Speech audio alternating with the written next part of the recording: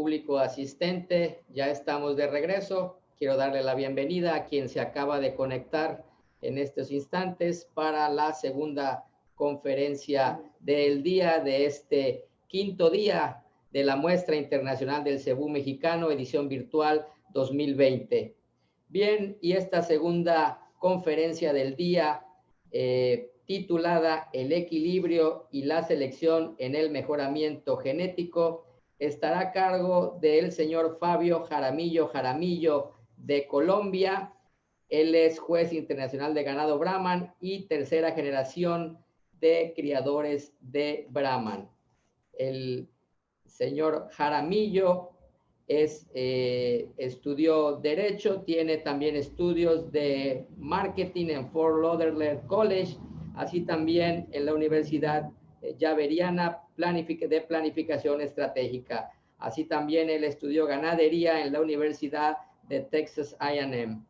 Él, como bien les decía yo, su familia ha criado Brahman desde 1948. También ha sido miembro de la junta directiva de Asocebú Colombia por más de 25 años. Ha formado parte también y ha sido miembro de la directiva de la American Brahman Breeder Association y es miembro del Comité de Investigación y Mejoramiento del Brahman de la Asociación Americana de Criadores de Ganado Brahman.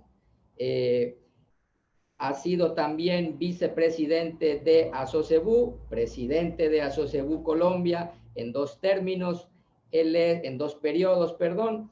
Es juez internacional de Asocebú Colombia, es juez aprobado también por la American Brahman Breeder Association, que es la Asociación de Criadores de Ganado Brahman de Estados Unidos. Él ha juzgado exposiciones nacionales e internacionales en Venezuela, Brasil, Paraguay, Panamá, Nicaragua, Honduras, Australia, Cuba y México. Así también ha sido presidente de la Asociación Internacional de Ganado Cebú, conocida como FICEBU, y también ha sido presidente de la World Brahman Federation. Una persona de mucho conocimiento en el ganado Brahman, con amplia experiencia, además del juzgamiento en la cría de ganado Brahman, por lo cual tiene una amplia experiencia que nos compartirá esta noche. Bienvenido, señor Fabio Jaramillo, a esta conferencia de la Muestra Internacional del Cebú Mexicano. Buenas noches, Fernando. Quiero agradecer la invitación que me han hecho al presidente Ricardo y a todos los creadores de la Asociación Mexicana. Es un gusto para mí poder estar con ustedes aquí y compartir con ustedes temas de los que nos gustan, principalmente hablar del Brahman.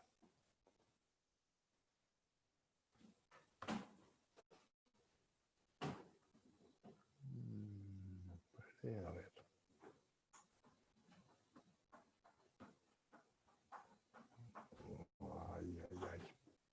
Un segundito, a ver. Qué pena. Oh, la parte final. No, ya.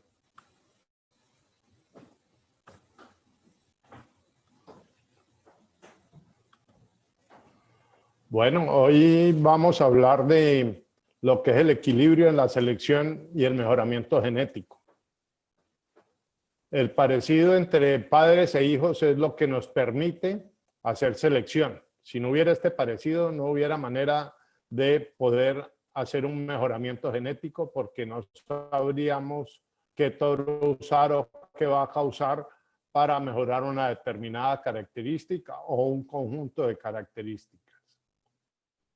Si es muy alta esa la habilidad, si es muy... Sí, cuénteme. Creo que si nos habilita usted la conferencia, no sé si ya nos compartió pantalla. Sí, yo puse compartir la pantalla, pero vuelvo y le doy. Ok, si no, para que nosotros aquí pongamos su presentación. Ahí le di compartir pantalla.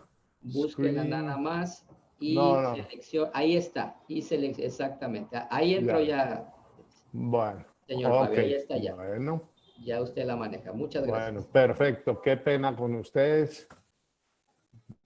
Bueno, entonces, el equilibrio en la selección y el mejoramiento genético. Entonces, el parecido entre padres e hijos es lo que nos permite hacer selección. Poder identificar los animales que nos transmiten una o unas determinadas características a sus descendencias. Y si es muy alta esa heredabilidad, eso lo llamamos nosotros prepotencia. Por eso, medir, medir y medir, como dice el doctor Jans Bosma, y mantener las puertas del matadero abiertas. Los animales tienen que cumplir los estándares que nosotros nos fijamos en el hato para poderse quedar en él.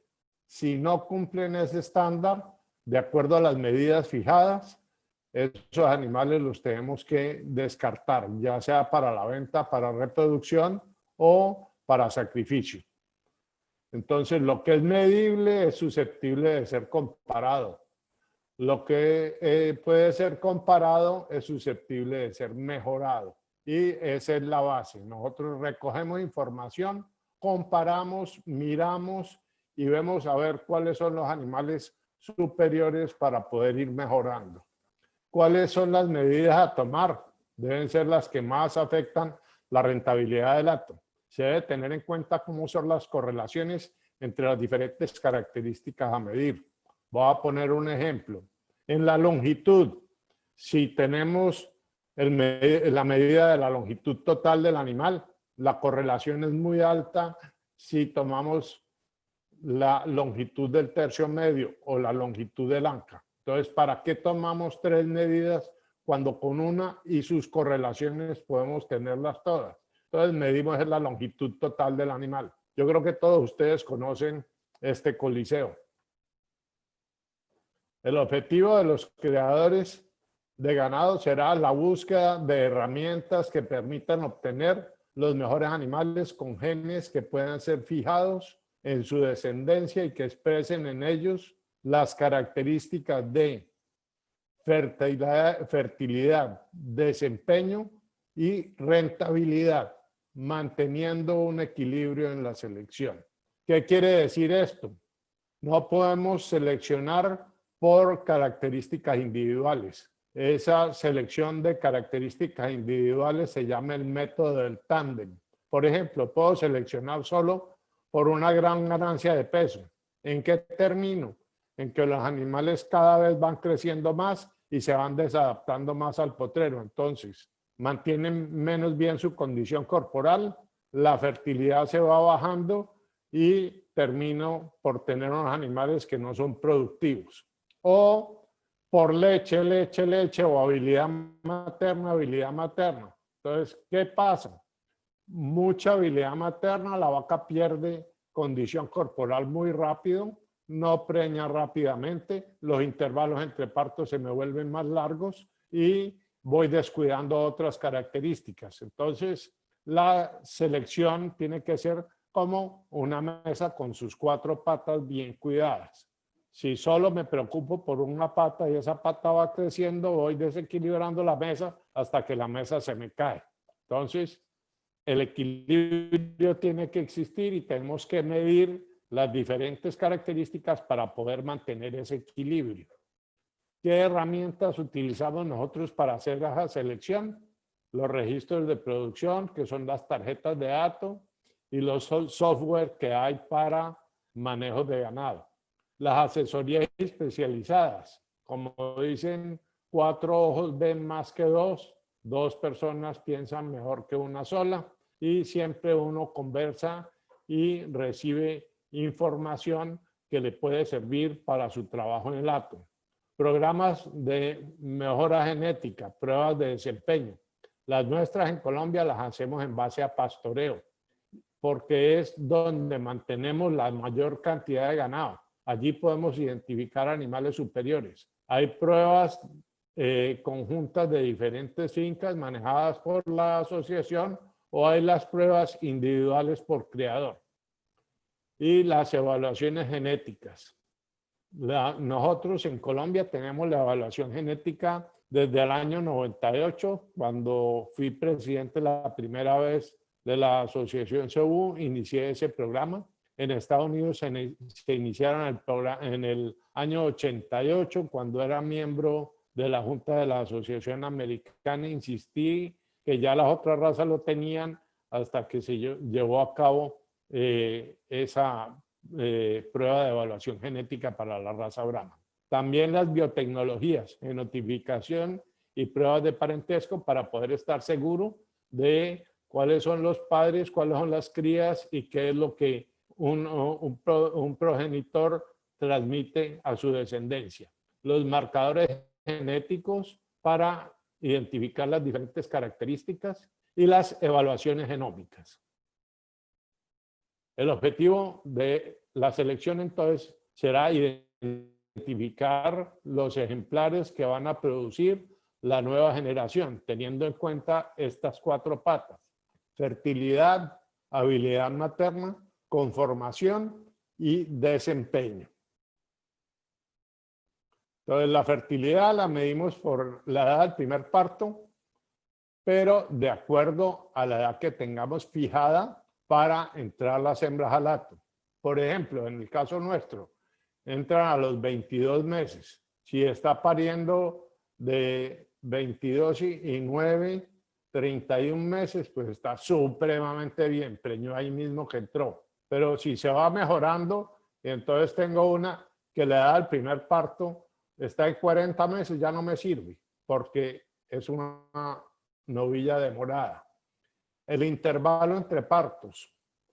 Y ahora muestro el cuadro que manejamos. La habilidad materna, que son el peso a los 120 días y el peso a los 205 días, que es la edad que se toma para medir los destetes en las evaluaciones genéticas. Para nosotros ha sido más importante el peso a los 205 días que el de los 120 días. Los que sean lecheros saben que hay una característica que se llama persistencia en la lactancia. Quiere decir que hay animales que comienzan con un pico alto de producción en los primeros días y luego se caen demasiado. Esos son los que no tienen persistencia.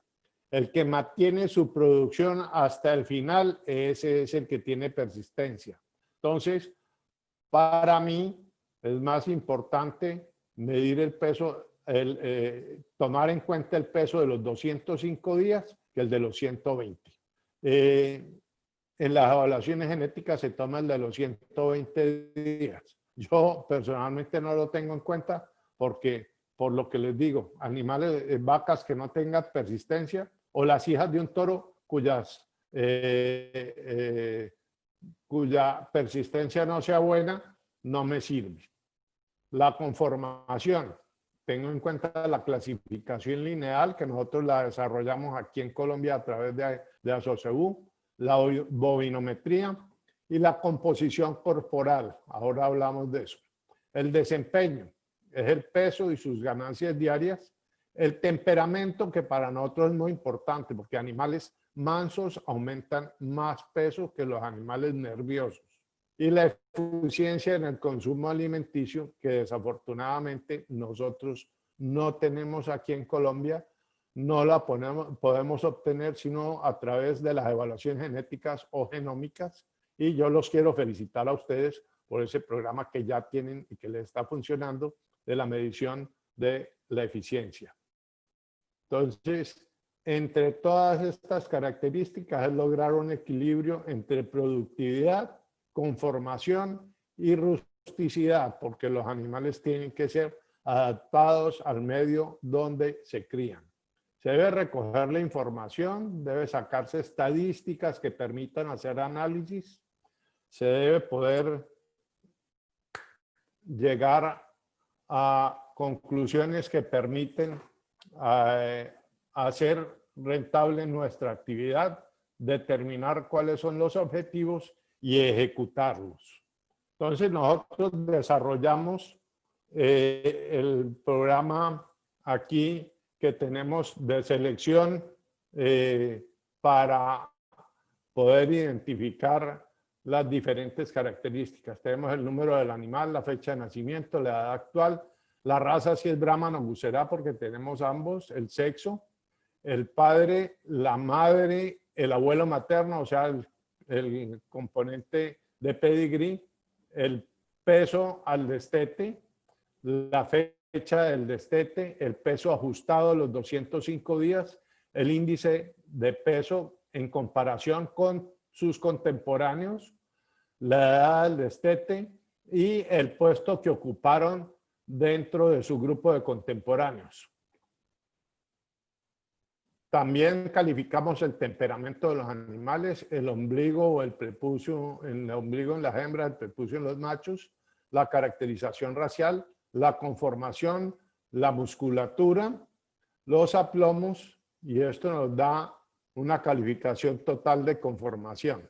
Luego tenemos una calificación total de desempeño y luego un índice. Y con ese, entonces nosotros rankeamos los animales, ya sabemos de dónde tenemos que escoger nuestras hembras de reemplazo y de qué grupo más pequeño de los superiores escogemos nuestros machos de reemplazo. Entonces, siendo esta la población, ya sabemos nosotros que los de la mano derecha son los que van a ser tenidos en cuenta para la reproducción de la próxima generación.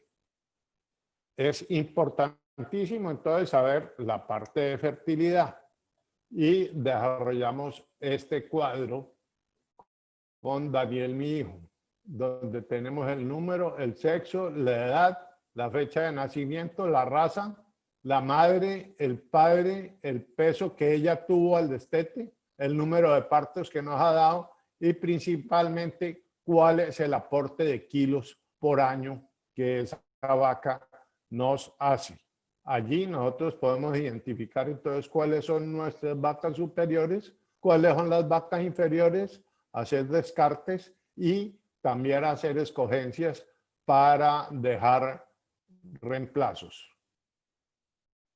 Con estas características nosotros podemos comparar la descendencia de cada uno de los toros, donde se tiene en cuenta cada una de las características que ya hemos ido viendo.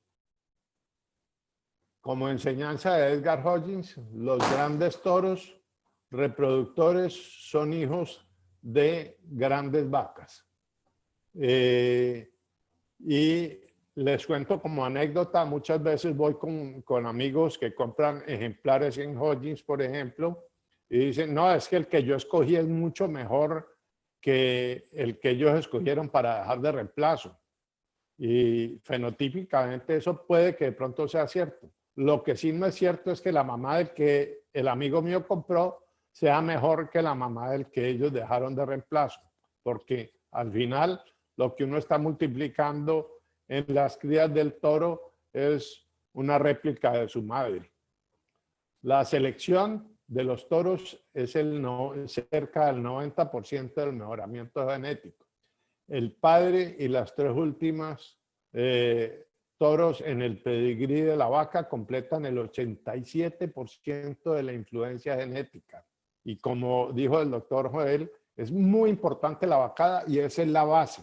Pero nosotros construimos esa vacada usando toros. Entonces tenemos que escoger muy bien los toros porque esos toros nos van a aportar rápidamente el 87% de la genética del hato. Entonces, seleccionamos toros por facilidad de parto, por desempeño, por habilidad materna, importantísimo, porque esa es la parte más barata de alimentación de un ternero antes de destetarlo, y por las características de canal. No existe un animal ideal, sino un animal adecuado a un determinado sistema de producción. Y aquí quiero hablar una cosa importante. Las evaluaciones genéticas son una herramienta inigualable, pero no siempre los mejores animales en la evaluación genética se desempeñan en su producción en un hato de la misma manera que se desempeñan en la evaluación genética. A veces un toro con más baja prueba en su evaluación genética, a nosotros en nuestro medio con nuestro manejo nos da mejor que el otro toro. Entonces Por eso es que tenemos que tomar la información interna del hato y estar comparando nuestros propios animales en este medio que es el que nosotros trabajamos.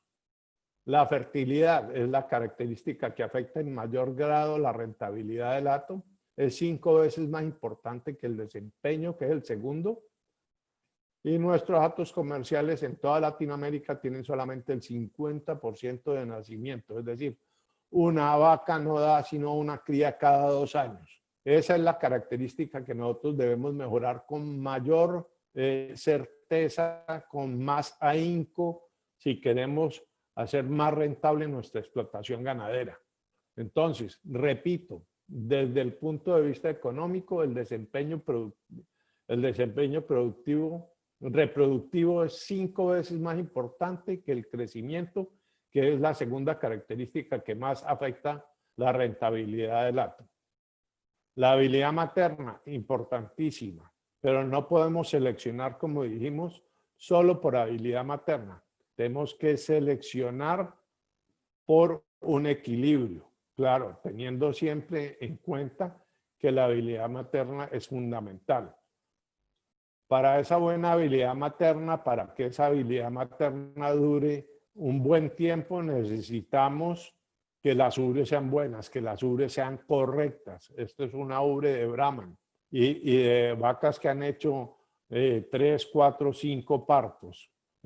Tiene que estar el piso de la ubre siempre lejos por encima del corvejón y el tamaño de los pezones pequeño, además de que tienen que estar muy bien distribuidos debajo de cada cuarto.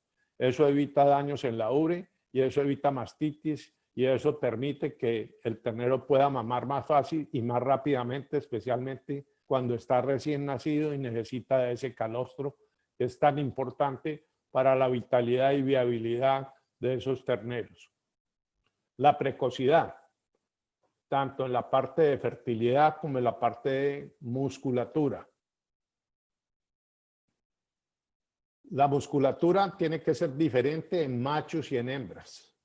Y el peso del animal es la musculatura más el hueso más la grasa, pero la selección no debe ser pensada solamente en términos de peso y sí en la composición de ese peso, la calidad de la canal y el producto final, que se llama carne.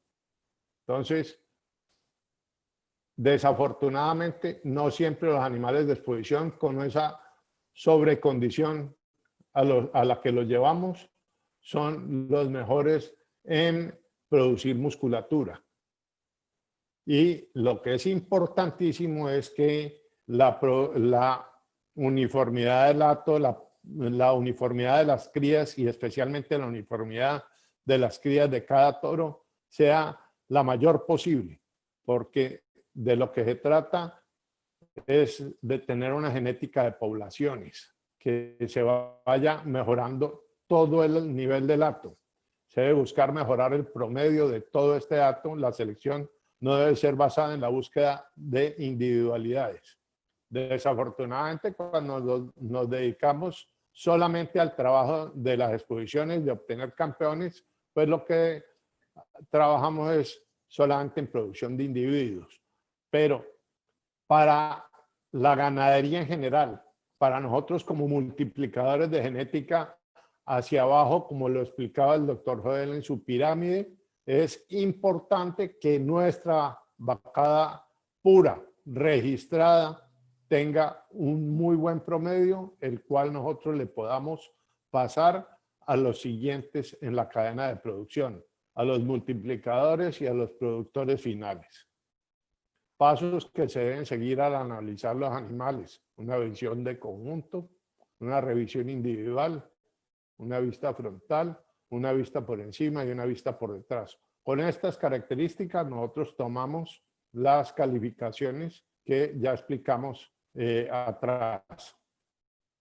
Beneficios de la selección: eliminar los animales indeseables, mejorar la productividad de la finca, aumento del progreso genético, un valor agregado en la comercialización de reproductores y una uniformidad. Esto es lo que nosotros trabajamos para poderle ofrecer al comprador de toros puros nuestros, ya sea otro criador de puro o un criador comercial. La eficiencia alimenticia en la raza Brahman es muy alta, presenta una conversión ya estudiada en Callion Farms, donde ha habido animales de 5:1, de 5 kilos de comida por 1 kilo producido, o 5 libras de comida por 1 libra ganada, 4.6 libras de ganancia diaria, y nuestro deber como seleccionador es multiplicar estas características genéticas, llevarla a nuestro hato y multiplicarlas. Ustedes ya tienen cómo hacerlo midiendo individualmente los animales. Nosotros por el momento lo hacemos con la evaluación genética o la evaluación genómica que nos da esa característica. La vaca rentable debe parir una cría viva sin asistencia, volver a preñar y parir de nuevo en el término de 365 días, producir un ternero que pese el 50% de su peso vivo. Ejemplo, si la vaca pesa 400 kilos, el ternero en el momento del destete pesa 200 kilos. Si pesa 450, pues el ternero pesará 225 y debe esa vaca pesar el 65% de su peso adulto al momento de preñarse y el 90% de su peso adulto a la edad del primer parto. Nosotros como criadores de ganado puro debemos ejercer un liderazgo. Es necesario guiar a los criadores comerciales. A los jueces debemos indicarles qué tipo de ganado deben escoger. Animales que sean productivos en pastoreo. Ojo, es muy importante guiar a los jueces porque, querámoslo o no, los jueces son líderes de opinión. ¿Qué quiere la gente? Pues los animales que ganan. ¿Cómo los quiere? Como los que ganan.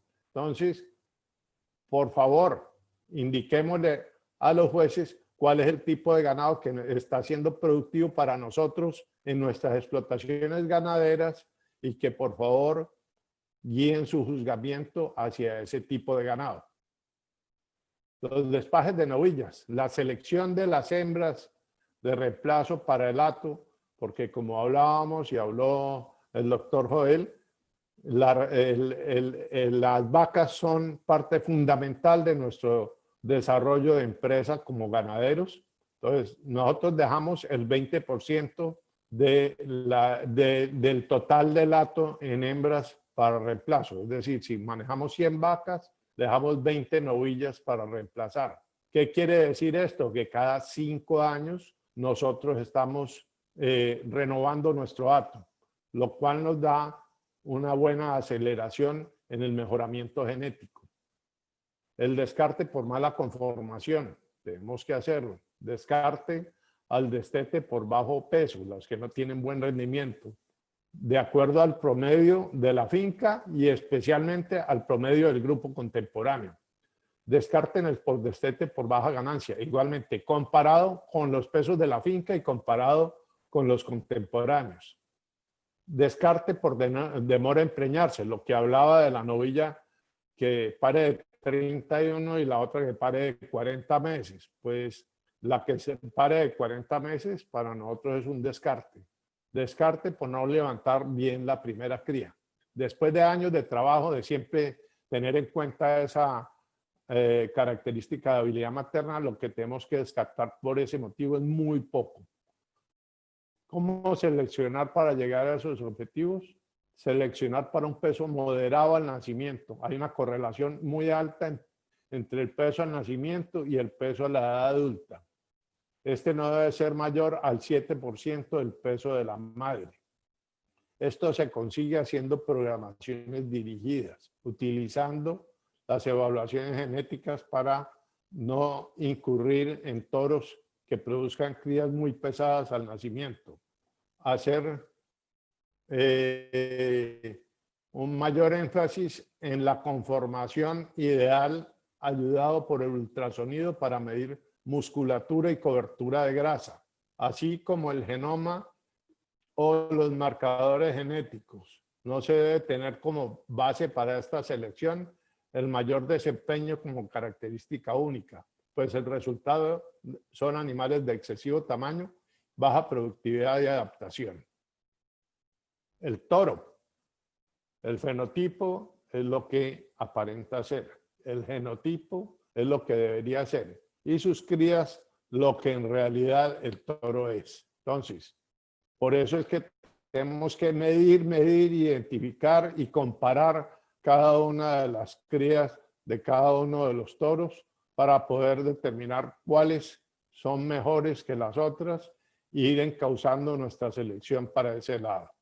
Con esto nosotros también utilizamos las evaluaciones genéticas de la asociación para los toros de nuestro hato y para cada una de las características de nacimiento, peso al destete, al año, a los 18 meses, la habilidad materna, el área de ojo del lomo, la cobertura de grasa, etcétera, ¿sí? Y utilizamos también los marcadores genéticos de GeneStar para determinar, por ejemplo, el toro 412 en la terneza. Tiene 2 estrellas y 2 estrellas. Es un toro supremamente alto, es un toro homocigoto, pues las 2 estrellas están juntas en cada una de las características. Aquí hay 3 toros míos y 3 toros que son de otros criadores para uno poder comparar. Esta es la evaluación genómica ya hecha por Asocebú. Ya tenemos esto muy adelantado, lo hemos hecho en compañía de Corpoica y de los franceses de Genes Difusión. También utilizamos la evaluación genómica de Igenity. Y el mismo toro 412, por ejemplo, en terneza que hablábamos ahorita, sobre 9 tiene una calificación de 7. Ese es el toro más alto de la raza Brahma que ellos hayan probado. O sea, es una característica a multiplicar a través de ese toro, porque la terneza es una característica muy importante de mucho valor cuando nosotros vendemos carne.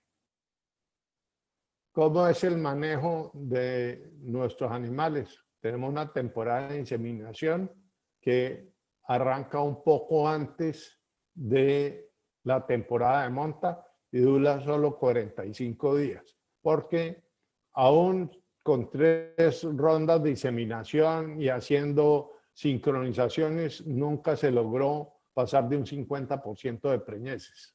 Entonces, mejor manejamos solo 45 días. Si la vaca no quedó o la novilla no quedó preñada, pasa al toro. Las novillas de levante y las vacas que van a preñarse son las que mejor deben comer. No se aceptan gritos, no se aceptan zurriagos, no se aceptan golpes. Hay una tarjeta individual por vaca, ya sea electrónica o manual, un programa computarizado de manejo de datos. La cabida de la finca es lo que hace en el verano, es decir, cuando tenemos menos pasto, y eso es lo que la finca soporta, el número de animales que soporta la finca. El pasto deberá ser el que sobra, es el que engorda el ganado. Si no hay sobrante de pasto, difícilmente logramos que el ganado engorde. Y decía Antonio Ernesto de Salvo que el viento que le da por debajo de las rodillas y los corvejones al ganado es lo que más daño le hace. La explicación es muy clara. Si le da viento allí por debajo, en las canillas, en las cañas a los animales, es porque el pasto está muy bajito, hay poca comida. Eso hace daño.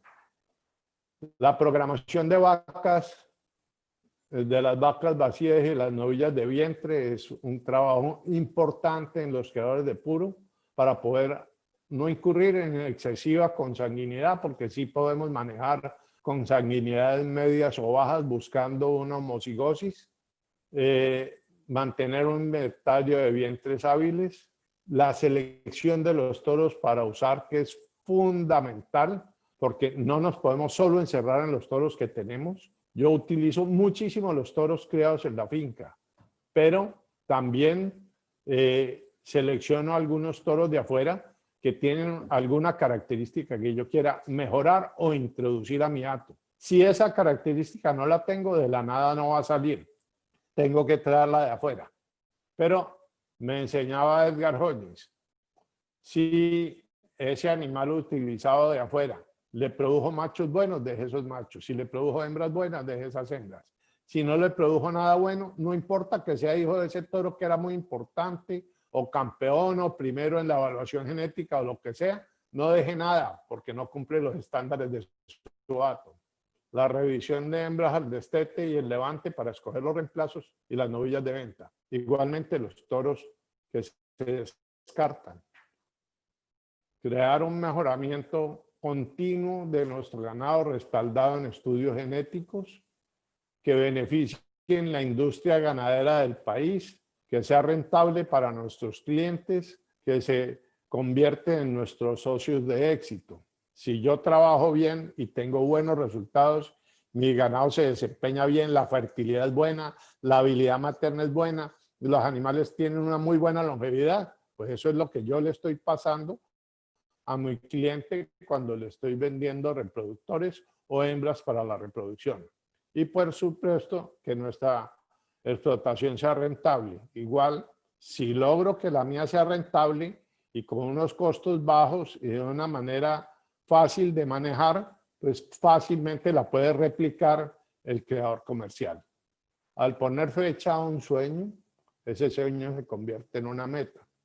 Y una meta que esté dividida en pasos se convierte en un plan. Y ese plan, apoyado por acciones, se convierte en una realidad. Y realmente esta es la información y el mensaje que les quiero dejar. Entonces, Fernando, podemos abrir a las preguntas.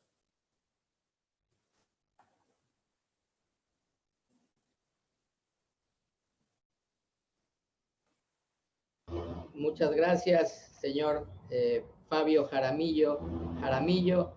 Vamos a dar inicio, como bien comenta él, a la sesión de preguntas y respuestas. Si alguien tiene alguna pregunta que hacer al señor Fabio Jaramillo, por favor háganosla llegar a través del chat que tenemos aquí en la sesión de Zoom para poder pasársela al señor Fabio y que nos la conteste, por favor.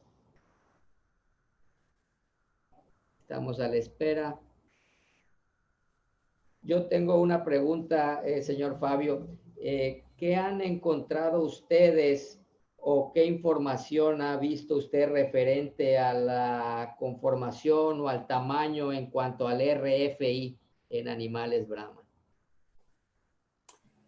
En Uber Brahman en Brasil ya tienen un resultado de varios años haciendo las pruebas y lo que ellos han encontrado es que los animales en general más eficientes son animales de menor tamaño.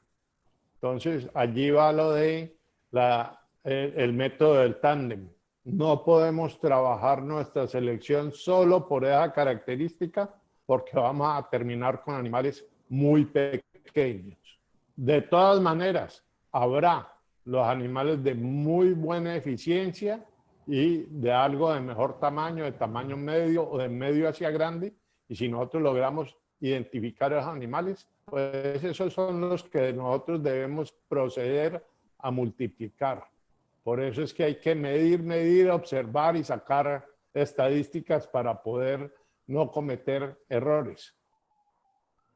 Muchas gracias, señor Fabio. De hecho, yo creo que es muy importante la analogía que usted hace respecto a las patas de la mesa, en el cual considero yo que ningún dato de alguna característica es absoluto, sino es el balance de esos datos que obtenemos, como dice usted específicamente el RFI. No podemos basar toda nuestra selección en esa característica, utilizando la mejor, la más alta y yéndonos hacia allá, porque entonces perdemos balance con las otras tres patas de la mesa, como bien decía.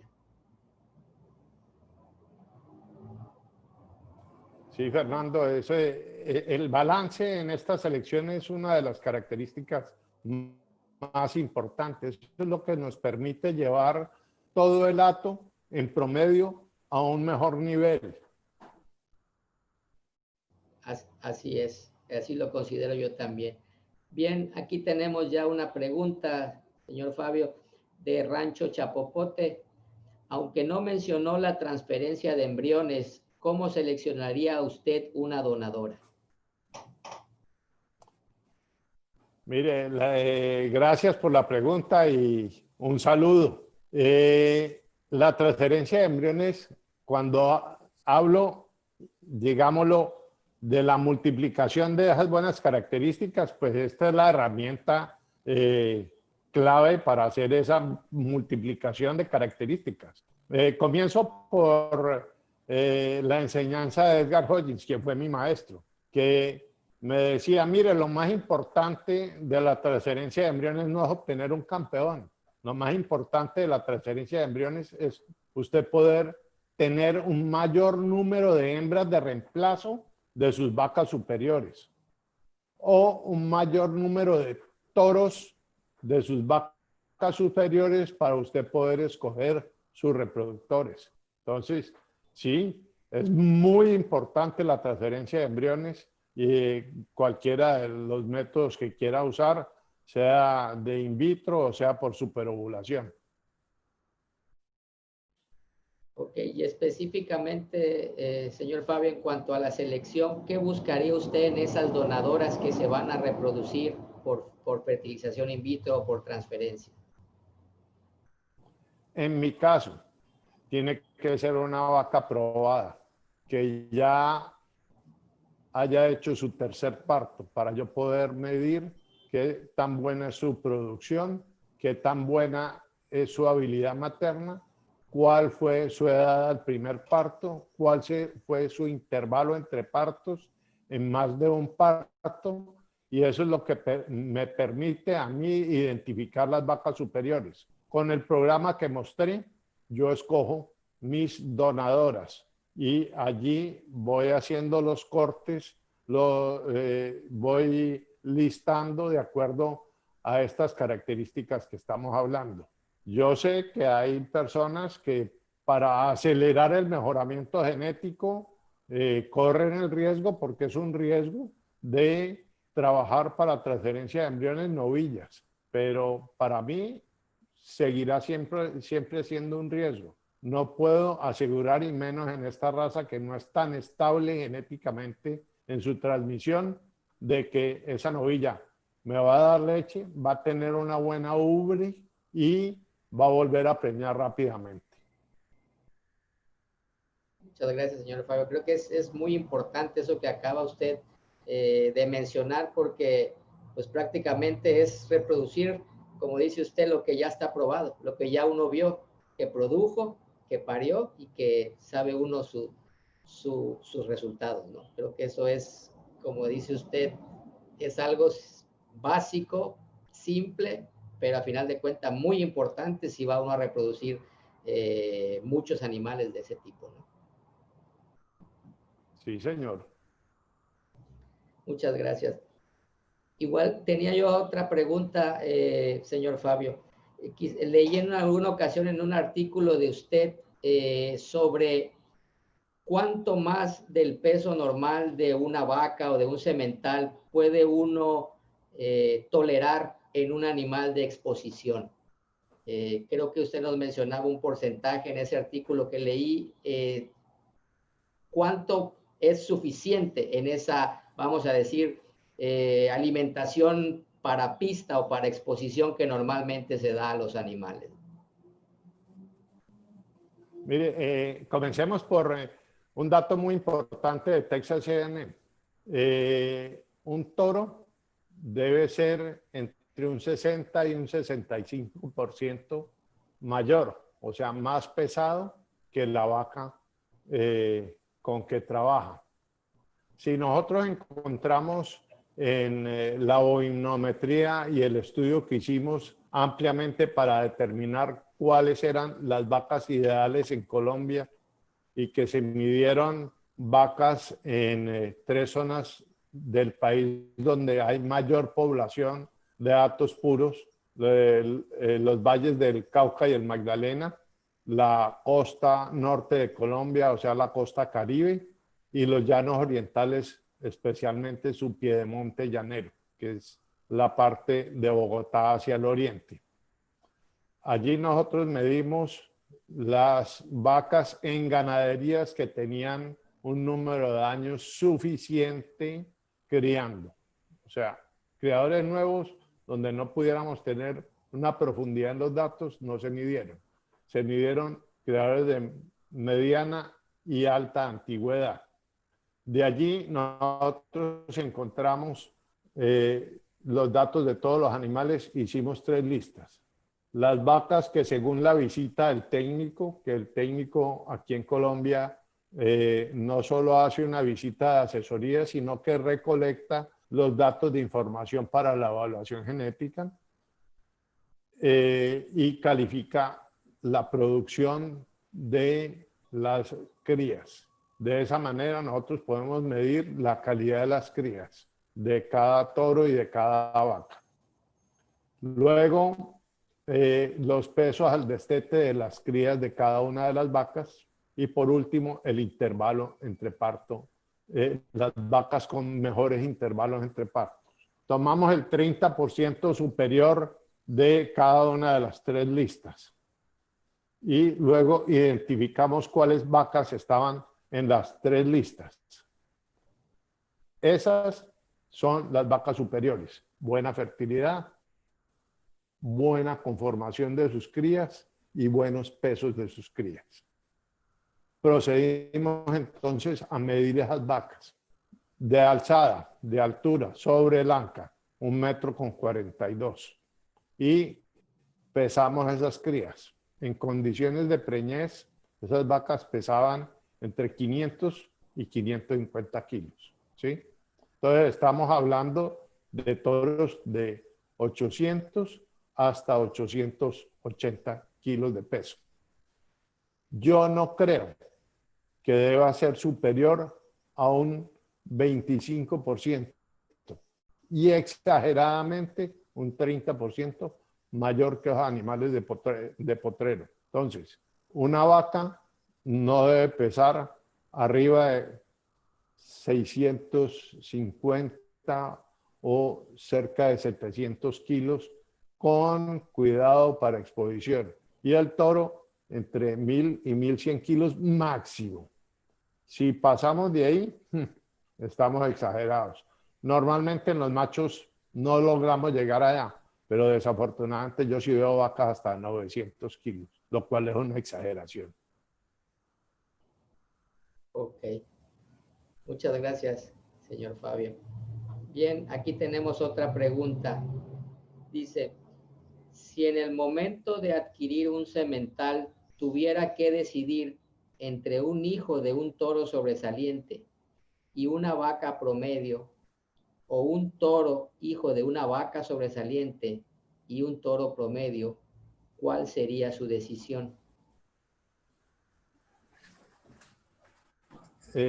Yo prefiero el de la vaca sobresaliente, porque como lo decía con el ejemplo de Hollins, entre 2 toros medianamente parecidos hay que dejar para reproducción el hijo de la vaca buena.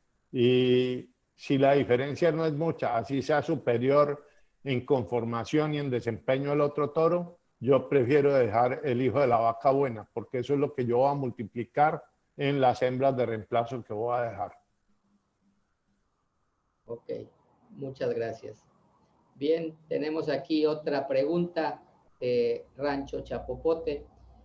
¿Tienen algún método para medir el líbido en el ganado colombiano? El único que existe es colocar el toro con vacas y observarlo. Desafortunadamente, yo creo que no existe en el mundo otro método más exacto que ese. Ok, muchas gracias, señor Fabio. Bien, continuamos todavía abiertos aquí a las preguntas y respuestas. si alguien tiene alguna pregunta más que formular a nuestro conferencista, le pedimos que nos las haga saber a través del chat para pasársela a él y que nos dé su respuesta. Tienen aquí... Fernando.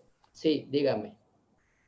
Hablando de la prueba de líbido, pero también le regalo esta información. Okay. Una tesis de grado de veterinaria de la Universidad Nacional en Colombia midió la fertilidad de los toros, de cuando entran a trabajar y a través de los días a ver hasta dónde el toro manejaba una buena fertilidad. Se encontró que a partir del día 70 la fertilidad comienza a bajar. Entonces, yo recomiendo mucho que a partir del día 90, mejor nosotros hagamos rotación de toros. Sacamos el que está trabajando y se entra uno nuevo para poder mantener un buen nivel de fertilidad del lado del toro. Y pongo también este ejemplo que yo creo que ustedes, los que manejan ganado, lo han visto, que entra uno al potrero a mirar el hato y resulta que las vacas están en un lado y el toro está acostado por allá en otro. Entonces, ¿qué pasa? Que el toro ya se siente un poco agotado y se va a descansar. Pues no le demos la oportunidad de no trabajar, cambiémoslo. Ok, muy interesante la respuesta, señor Fabio. Bien, seguimos abiertos. Tenemos aquí una pregunta más. Déjenme ir aquí al panel. Referente a lo que mencionó del peso máximo de los toros de pista, si un toro pesa más de 1100 kilos, pero es de un tamaño muy adecuado y no se le ven excesos de grasa, ¿también lo descartaría para su finca? Yo diría que sí, y le voy a dar la explicación. Un animal come en base a su peso. Un animal en general se come el 3% de su peso en materia seca o el 10% de su peso en materia húmeda. Entonces, si el toro pesa 800 kilos, pues se come 80 kilos de comida al día. Esa cantidad se la alcanza a comer en un potrero normalmente. Si pesa 1100 kilos, se tendría que comer 110. No tendría espacio en su parte ruminal para comerse los 110 kilos. Entonces, ¿qué pasa? Siempre va a estar en déficit. Entonces, el toro pesa 1200 kilos. Sí, pero se alcanzará a comer los 120 kilos, no tiene donde le quepan.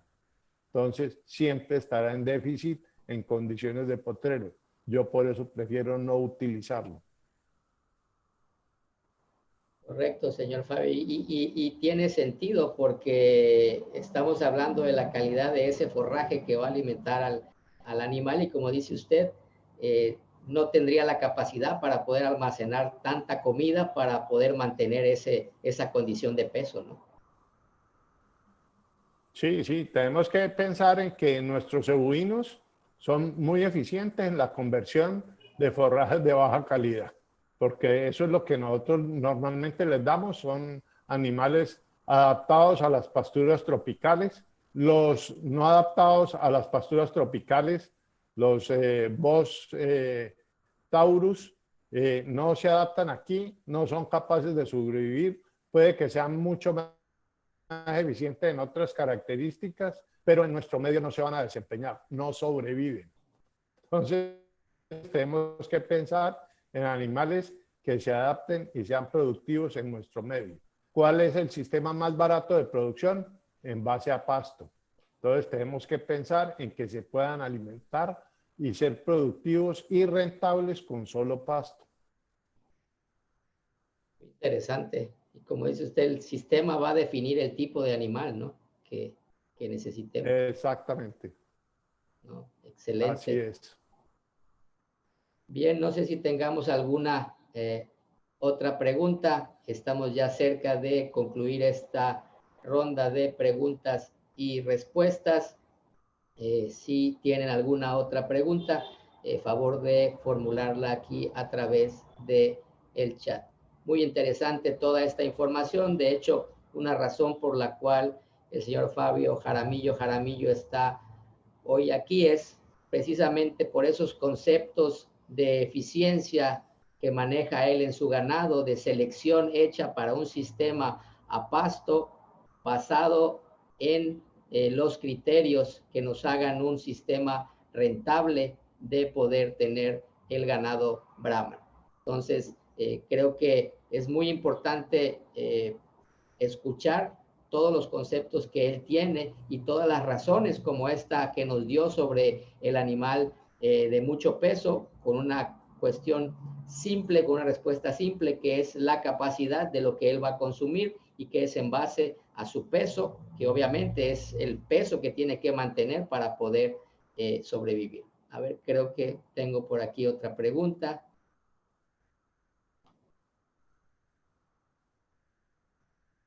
¿Cree que algunas ganaderías, por buscar el tamaño moderado, se han podido exceder y ahora tienen ganado de tamaño muy bajo?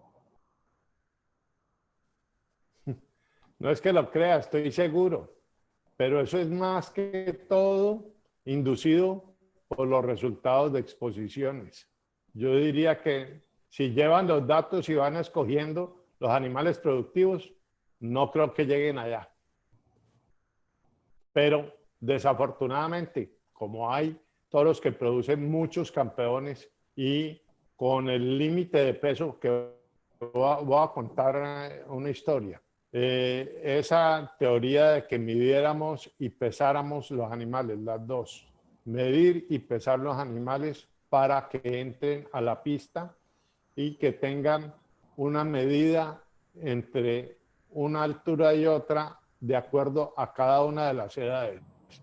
Y un peso máximo y un peso mínimo también para cada una de las edades. Eso es una teoría que yo copié del cimental alemán y la traje y desarrollé los cuadros. Lo presenté en la revista de la Asociación Cebú de Colombia en la Exposición Nacional de 2003, con los dos cuadros, altura y peso. Desafortunadamente, uno de los compañeros de junta y de comité técnico decidió que la altura no se necesitaba y aprobaron solamente el peso. Entonces, los creadores de exposición, encontrando que ganaban los animales más gordos, también digo un error de los jueces. Entonces encontraron que si el animal era pequeño, de un frame pequeño, llenaba bien y estaba bien gordo, no se pasaba del tope de peso para la competencia. Entonces, viendo los resultados de las competencias y cuáles eran los toros que producían ese tipo de ganado, muchos criadores comenzaron a usar ese tipo de toros.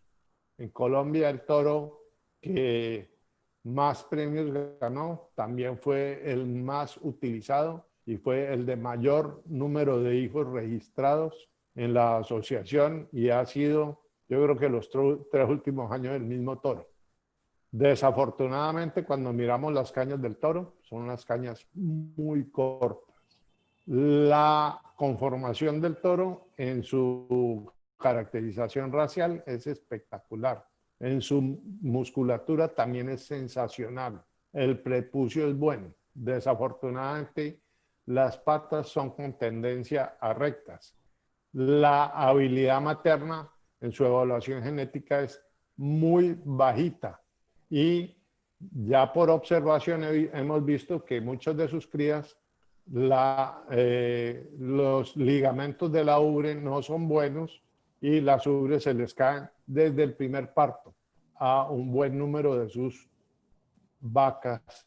Entonces, mire al error que estamos yendo por utilizar los toros tipo exposición. Y como también escribí en uno de los artículos y expliqué que toros de los que se habían usado históricamente en mayor número eran toros todos de frame muy moderado. Entonces, si vamos multiplicando una característica encima de otra, llegamos a ese tamaño muy reducido. Pero yo no creo que se haya llegado a ese tamaño por llevar los datos, identificar los animales más productivos, porque lo que nos muestra el otro estudio, el que hicimos midiendo las vacas buenas de producción en todo el país, es que esas vacas son de 1,42 y eso no es un tamaño pequeño. Esos son vacas medio y de pronto un poquitico más de medio. Muy amable, señor Fabio. Bien, y tenemos aquí ya la última pregunta. Es relacionada a la anterior. La persona dice, si el ganado ya tiene un tamaño bajo, si es así, ¿va a tener que recurrir en un futuro a volver a usar toros de mayor talla para llegar al medio ideal? Sí, voy a contar otra anécdota. Mi papá murió cuando yo tenía 17 años y me hice cargo de la selección de la ganadería. Y comenzaba a cambiar en esa época la tendencia de tratar de buscar animales un poco más grandes, de acuerdo a los estudios de Anthony Farms y que promovían los profesores de universidad, donde la correlación entre la longitud de las cañas y el tamaño de los animales era muy grande y que esos animales de mayor tamaño tenían un mayor desempeño, su carne era menos grasosa, con menos cantidad de acumulación de grasa, fibras musculares más largas. Entonces, también buscábamos mejorar los prepucios y alejarlos del piso. Entonces, buscábamos animales más grandes. Yo trataba de usar los toros que me gustaban. Entonces, los toros que me gustaban no se salían tanto de ese frame que a mí me interesaba. Y un amigo de mi papá, muy conocedor, Francisco Solano Dávila, me dijo, Fabio, usted hace un trabajo extraordinario, pero si quiere llegar al objetivo que usted tiene presupuestado, va a tener que utilizar toros que a usted no le gustan, esos toros excesivamente grandes para poder lograr el incremento de tamaño que usted quiere buscar. Y así lo hice y allá llegué. ¿Qué tiene uno de herramientas hoy que tiene que observar y que no se puede equivocar? Es que ese muy grande tiene que buscarlo, que no dé crías muy pesadas al nacimiento, porque si no, se va a meter en problemas.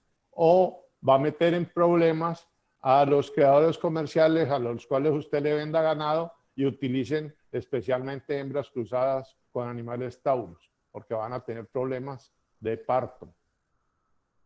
Okay, muchas gracias. Bien, y con esto finalizamos la ronda de preguntas y respuestas. Queremos agradecer al señor Fabio Jaramillo por su disposición para esta conferencia y pues bueno, queremos ofrecerle aquí su certificado de esta muestra internacional del cebú mexicano. Reciba usted un saludo del presidente de la Asociación Mexicana de Criadores de Cebú, el señor Ricardo Casanova Quintanilla, a nombre de la Asociación Mexicana de Criadores de Cebú.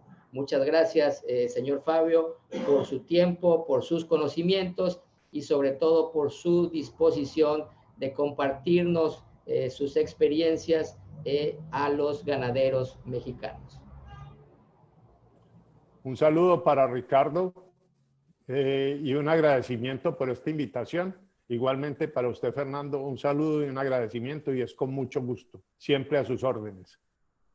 Muchas gracias, señor Fabio. Igualmente. Bueno, bien, y pues vamos a continuar, no se vayan todavía, tenemos otros videos diferentes a los videos que ya observaron en la sección anterior. Tenemos animales para que los vean en las ganaderías que están exponiendo aquí en esta muestra internacional del cebú mexicano, edición virtual 2020, para que nos acompañen. Al final de estos videos vamos a dar el resumen de esta muestra y vamos a tener la clausura por parte del presidente de la Asociación Mexicana de Criadores de Cebú, el señor Ricardo Casanova Quintanilla, quien hará la clausura oficial de este evento y quien tiene preparado unas palabras para ustedes. No se vayan, acompáñenos en nuevos videos, verán ahorita y nos vemos en un momento más. Muchas gracias. Buenas noches.